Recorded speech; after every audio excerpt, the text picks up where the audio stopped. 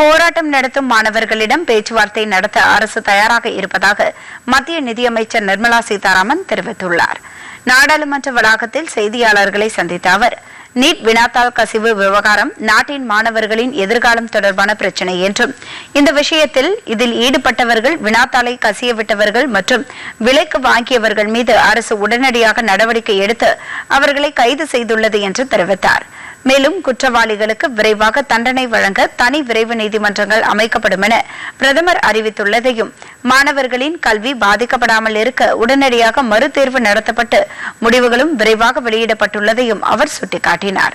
தொடர்ந்து பேசிய அவர், நாடாளுமன்றத்தில் இதுகுறித்து விவாதிக்க அரசு முற்றிலும் தயாராக இருப்பதாகவும், ஆனால் காங்கிரசும் எதிர்க்கட்சிகளும் ஒவ்வொரு நிபந்தனையாக புதிதாக முன்வைத்து அவையை தொடர்ந்து முடக்கி வருவதாகவும் குற்றம் சாட்டினார்.